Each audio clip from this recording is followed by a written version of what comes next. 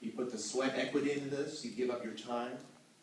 It takes time away from your job sometimes and your family, but you win the elections, and local, state, federal, you guys are doing more than you know. And so you can have a candidate, the candidate can have a message, but without the ground troops, this battle can't be won. I'm David Young from Van Meter, was born and raised there, graduated from Drake University, and for the past 7 years I have been Senator Grassley's Chief of Staff. I tell you, there's nothing more that can put you in touch with Iowa than when you are working with Iowans, and you're in meetings with Iowans every day, hearing their concerns, their problems with the EPA, or Social Security, or any of the multitude of other hundreds of federal agencies, and fighting on their behalf, and sitting in meetings with them and seeing faces of farmers and small businesses where they're saying, the government's coming down on me. Taxes are too high. It's killing my business, these mandates. And so it makes you want to work all that much harder for your fellow Iowans. And so I've seen things up close in Washington, but always get that outside Iowa perspective. And what I'm seeing up close are three deficits that are really getting under my skin and driving me nuts. And that is the budget deficit, the jobs deficit, and the deficit of trust and accountability. The first one, $17 trillion. Now, I've been to 50 counties so far since I've been in this race. Some counties 2 and 3 times. And I always ask people, how do you even quantify $17 trillion?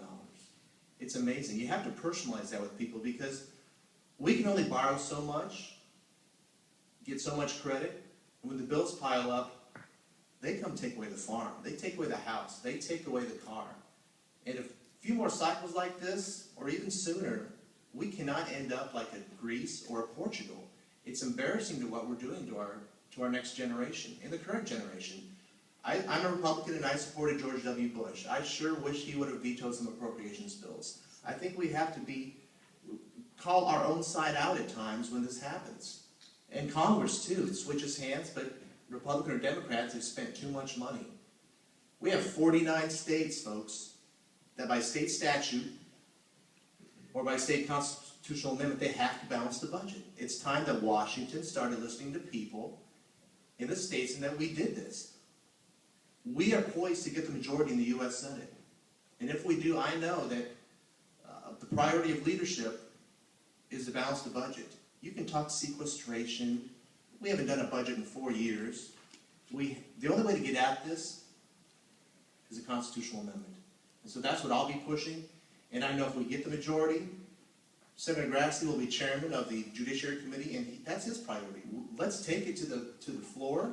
Let's take it to the American people, and let's have this battle, because we cannot afford to go like this any longer.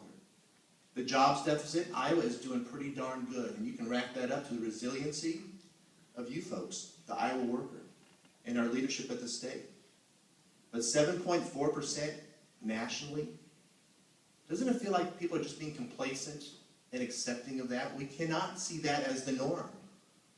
And there are things that we can do. If we get a Republican majority, let's defund, gut, delay, whatever it takes to get rid of Obamacare. Going across the state and seeing the faces of employers saying, I'd like to hire, I don't know what Obamacare is going to do, I don't know what taxes are going to do. They have to move full-time employees to part-time. That's less money in the part-time worker's pocket, less money for their family. And we can't let the IRS get involved in Obamacare, that's for sure. And why can't we pass the Keystone Pipeline? That's not even taxpayer funded. All the president has to do is say yes. That's 830,000 barrels of oil a day. Those are jobs. The president says, oh, 50 to 2,000 jobs. Come on. Even his own State Department says that's 42,000 jobs. That's energy security. We need to pass that. And climate change and his cap and trade scheme that he wants to put over at EPA, ridiculous. If we're going to have that debate, have it on the floor of the U.S. Senate and the U.S. House. But I tell you what, this administration likes to tuck everything over in an agency and then just by mandate, just throw it on the American people. That hurts farmers. That hurts manufacturers. That's going to drive up your power rates. It's going to hamper our economy still. And tax reform, that'll help the economy out and give us some jobs. We need to flatter, fairer, simpler. Let's have the whole debate. You know, we have the highest corporate tax rate in the world. Isn't that ridiculous? Bring that down, put all the deductions, credits on the table, let's just have the debate at least. And let's make it permanent. I've met business owners who have capital. They want to play in this economy and create good middle-class paying jobs, but you know what? There's no certainty. You have 1-2 year patchwork tax bills. They need 20, 30 years out to invest and grow this economy. So let's have that debate. It's our money. It sometimes feels like we're working for the government. They need to be working for us. And then that last scandal, or the last deficit, the deficit of trust and accountability, the president says these scandals are phony. Benghazi, tell that to the families of the 4 patriots that died defending this country, or trying to, or serving this country at least. That's not phony. Fast and Furious, tell that to the family of Brian Terry.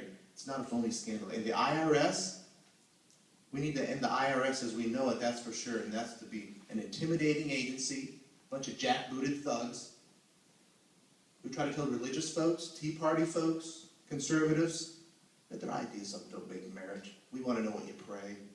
That is ridiculous. It's embarrassing that we have a government like that. The great thing about Congress is the Founding Fathers gave us powers of oversight.